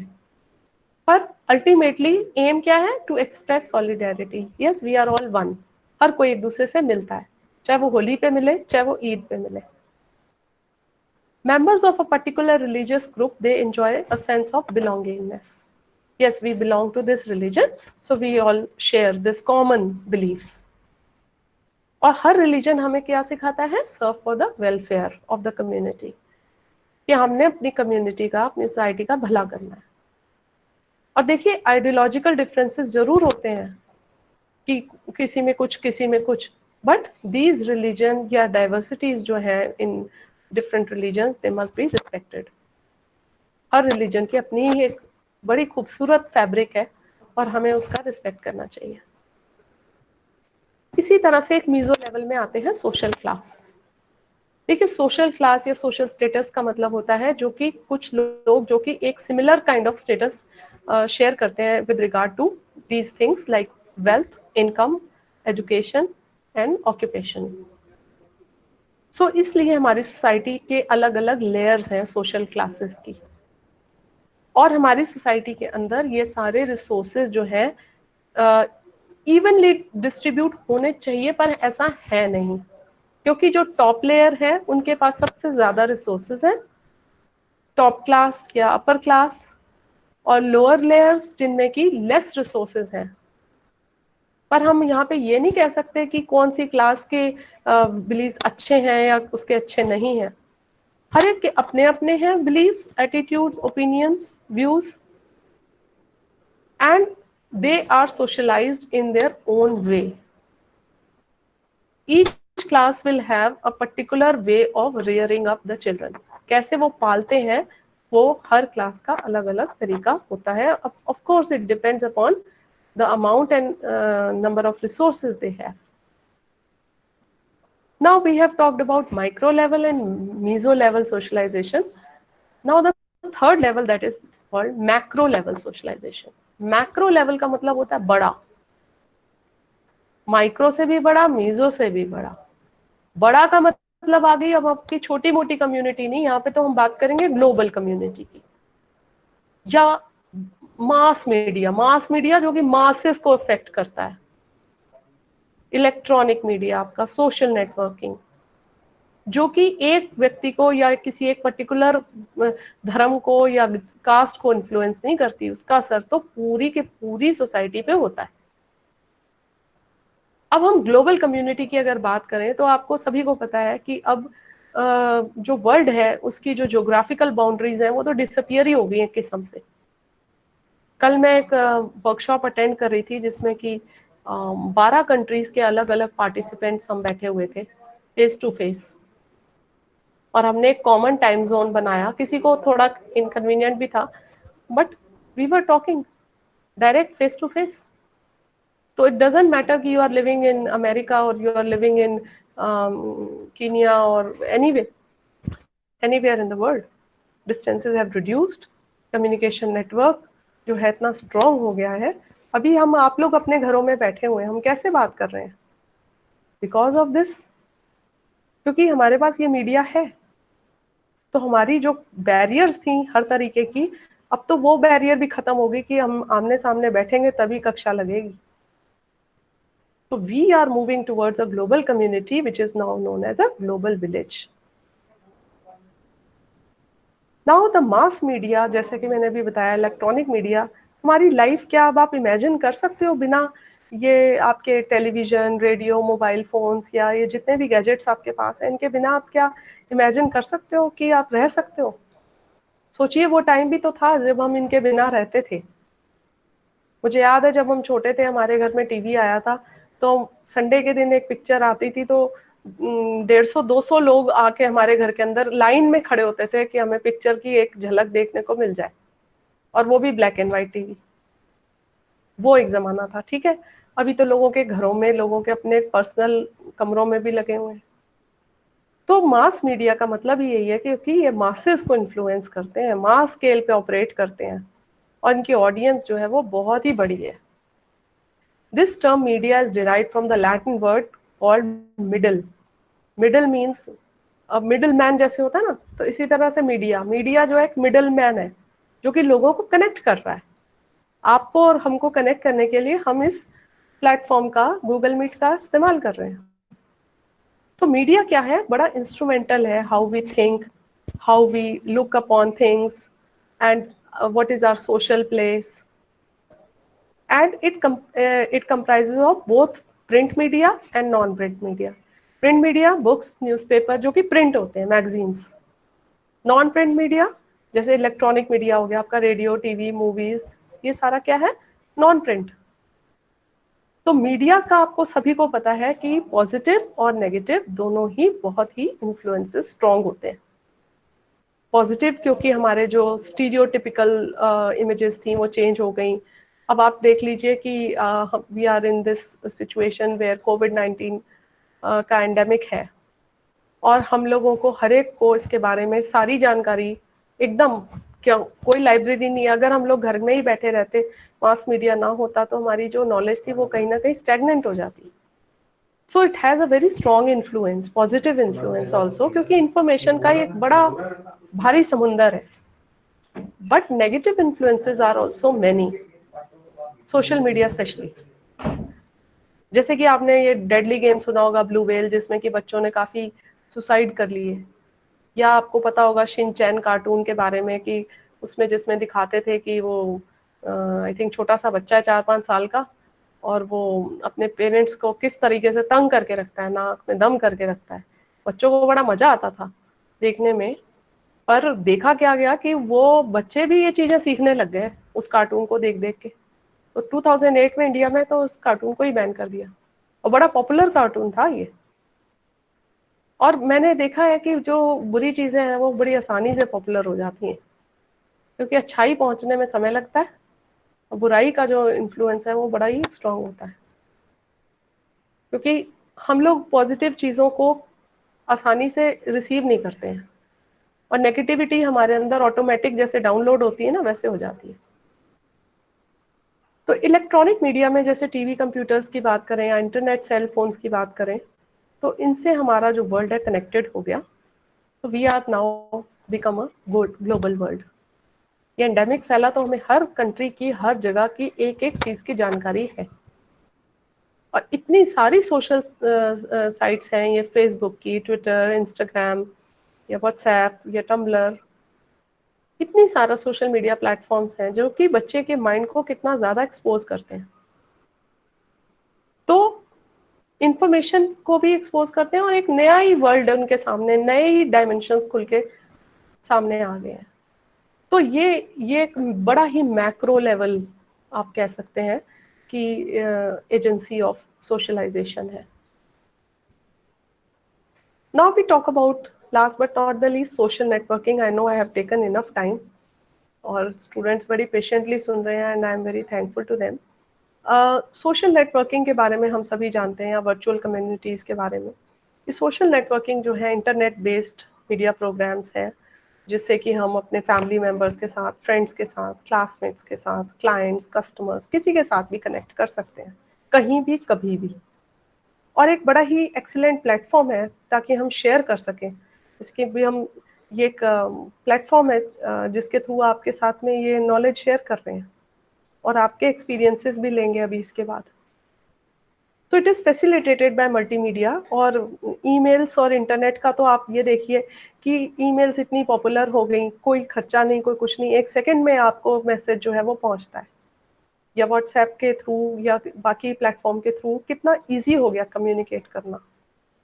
पहले हम लोग, मुझे याद है, चिट्ठी की इंतजार ही करते रहते थे कि अब आएगा डाकिया, फिर वो पता लगता था चिट्ठी रास्ते में ही रह गई। तो अब वो आपने देखा टेलीग्राम की तो सेवा ही खत्म हो गई। जब टेलीग्राम की सेवा खत्म हो गई तो मैंने बड़ा चमत्कार देखा कि किसी ने टेलीग्राम नाम की ऐप बना दी। मैं कहा चलो उनको श्रद्धांजलि मिल गई टेलीग्राम की सर्विसेज को। अब वो ऐप भी इसी किस्म की एक ऐप है। तो बेसिकली ये सब क्या है, सोशल नेटवर्किंग है। और वर्चुअल कम्युनिटीज, मतलब अब देखिए हम लोग आपस में डायरेक्ट फेस टू फेस नहीं मिल पा रहे, तो हमारी ये देखिए इस वक्त हमारी बीएड की ये क्या है, वर्चुअल कम्युनिटी है, या ऑनलाइन कम्युनिटी है, जिसने कि हम लोग को इकट्ठा कर दिया। हमारा यहाँ पे एक कॉमन इंटरेस्ट है, एक हमारी कॉमन कंसर्न है, हमारे कुछ कॉमन आइडियाज हैं जो हम शेयर कर रहे हैं। और इन टाइम्स टू कम आप ये देखिएगा कि फेस टू फेस और जो हमारी कनेक्ट हैं वो उस तरीके के कम हो जाएंगे, और उसकी जगह फेसबुक है। ठीक है, हमारी जो पर्सनल मीटिंग्स हैं, पर्सनल कम्युनिटीज़ हैं हमारी, जो हम मिला करते थे, वो जैसे गांव में लोग चौबारे पे मिला करते थे लोग, अब लोग ऑनलाइन मिला करते हैं। So this is how world is changing, and we have all adapted ourselves. So today, let us summarize what we have done. We have talked about childhood. We started off with childhood क्या होता है, definitions उसकी, adolescence की, और इनके बीच में हमने differences की बात की, child, adolescent की और adult की. Then we talked about socialization, and especially in diverse contexts, और क्यों important है socialization in the life of a child, and what are the different practices for socialization, especially growing up in different cultures, backgrounds, and family structures. and what are the impact of different parenting styles on the child development, and how we can grow up even in adverse situations. And how can teachers act as a source of socio-cultural change, and what are the different agencies of socialization that we have talked at micro, meso and macro level. And micro level पे मैंने जैसे बताया family, peer group and neighbourhood, meso level पे school, religion and social class, और macro level पे global community, electronic media, social networking and virtual communities. तो यहाँ पे मैं अपने आप को रोकना चाहूँगी। ये मैंने कुछ एक क्वेश्चंस भी आपको लिख दिए हैं यहाँ पे, जो कि आपके साथ में कई बार बच्चे सवाल करते हैं कि इसमें किस तरीके का सवाल आ सकता है। जैसे कि मैंने कुछ क्वेश्चंस आपके लिए तैयार किए थे कि आप लोग प्रैक्टिस के लिए इस क्लास के बाद इन क्वेश्चंस को अटेम्प्ट करें, और आपकी प्रेपरेशन भी इससे बेहतर होगी, और इससे आप लोगों को बहुत कुछ सीखने को भी मिलेगा।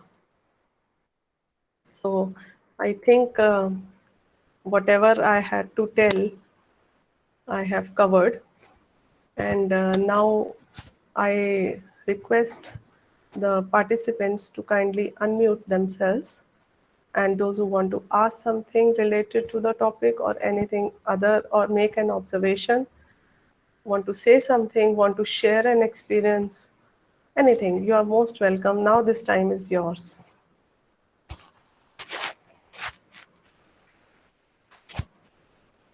Those who want to say something, please say, unmute yourself and you can ask questions. Ma'am वो लास्ट वाली स्लाइड दिखा दीजिए एक बार प्लीज, क्वेश्चंस वाली। हाँ, मैं ये आपको दिखा देती हूँ। मैम उसका स्क्रीनशॉट ले लेंगे हम। जी जी बिल्कुल, आप जरूर लें स्क्रीनशॉट। और मैं ये प्रेजेंटेशन जो है ये तो मैंने आपके अपने ही नोट्स से बनाई हुई है। तो ये क्वेश्चंस अगर आपको दिख रहे हैं, जी मैम। हाँ बेटे, ये क्वेश्चंस मैंने आपको ये बड़े कर दिए हैं ताकि आप लोग देख सकें। Compare and contrast childhood in ancient and modern times. जैसे आप कोई भी स्टेज के ऊपर आपसे सवाल पूछा जा सकता है, चाहे वो चाइल्डहुड हो या एडोलेसेंस हो, कि कैसे आपने देखा कि इसका कॉन्सेप्ट जो है चेंज हो गया, नहीं? और इसी तरह से सोशलाइजेशन की हम बात कर सकते हैं कि what is socialization, what is the importance of socialization in the life of a child, why is family said to be the most important agent of socialization. तो आप बता सकते हैं कि फैमिली जो है वो माइक्रो लेवल है कि मीजो लेवल है या मैक्रो लेवल है? Anybody?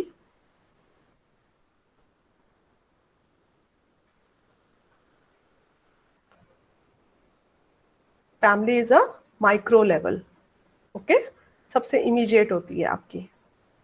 And teacher can, how can teacher act as an agent of social change? This is another question. या मैंने discuss the role of school as an agency of socialization, school का क्या role हो सकता है, या mass media के types पूछ सकते हैं और उनका सोशलाइजेशन पे इम्पैक्ट क्या हो सकता है ये पूछ सकते हैं। या मैंने अभी आपसे जिक्र किया था अबाउट पेरेंटिंग स्टाइल्स, तो वो भी आपसे पूछा जा सकता है कि डिफरेंट पेरेंटिंग स्टाइल्स क्या क्या होते हैं। तो आप मुझे बता सकते हैं अंकिता कि if you unmute yourself since I am talking face to face, कि कौन सा पेरेंटिंग स्टाइल जो है आपको लगता है सबसे उचित है, किस तरीके से हमें अपने बच्चों को पालना चाहिए और क्यों? Ma'am first one. Which one? Name it. First one, authoritative style. हाँ, why do you think so? Why do you think so? Mother. Yes, you are a mother. Yes, and you think that हमें बच्चों को consult करके उनके साथ में नियम बनाने चाहिए और उन पे कोई बहुत ज़्यादा ओवर स्ट्रिक्ट या ओवर प्रोटेक्टिव नहीं होना चाहिए उनके साथ में। तो इस तरीके के जो पेरेंटिंग स्टाइल है authoritative, they are considered a good parenting style. I hope I have answered. Anybody else who can unmute and say something?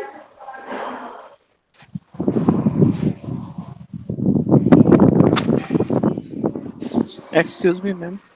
हाँ जी, हेलो। कौन बोल रहे हैं? हाँ मैं मोहन बोल रहा हूँ मैम, लेट ज्वाइन किया है तो इसकी वीडियो रिकॉर्डिंग हमें मिल सकती है क्या? हमने लेट ज्वाइन किया है मैम, ये मिस हो गया लेक्चर मैम। अच्छा, तेजपाल जी, हाँ ये वीडियो नेटवर्क रिकॉर्डिंग नेटवर्क के की बारे वजह में से, पूछ रहे हैं। नेटवर्क की वजह से मैम। अच्छा, कोई बात नहीं। नॉर्मली तो ये अपलोड करते हैं ये आरसी वाले, जी आपके मैम। फेसबुक पे अपलोड करते हैं ये। फिर भी मैं सर जी से मैम। ही पूछना चाहूंगी, हम्म। तेजपाल जी या फिर या स्लाइड्स के या रिटर्न सरिता नोट, मैम। या स्लाइड्स की फोटो ऐसा कुछ मिल जाए, कुछ रिटर्न नोट्स वगैरह तो भी ठीक है, वीडियो नहीं होने से भी। हाँ, संबंधित वीडियो जल्द ही फेसबुक पेज पे अपलोड कर दी जाएगी RC. Thank you very much sir, thank you very much. हाँ, कोई बात नहीं। अगली बार आप थोड़ा क्लास के टाइमिंग को लेकर के पर्टिकुलर जी रहिएगा, मैम। ध्यान रखिएगा कि श्योर हम श्योर लोग मैम, टाइम पे श्योर ज्वाइन मैम, करें। श्योर ठीक है। श्योर हाँ मैम। जी मोहन। Thank you ma'am. हाँ, next anybody else who has any query?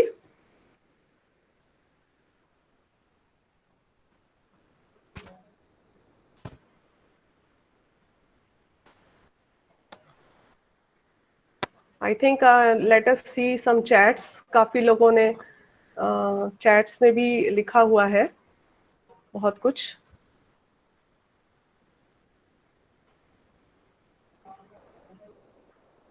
ठीक है, स्टूडेंट्स ने नॉर्मली अपनी अटेंडेंस दी है। तो I think sir we can, since there are no more questions, we can stop the class here. So it was nice interacting with you all, and in case you have any further queries you can raise them in your WhatsApp group, and आपका ये video जो है ये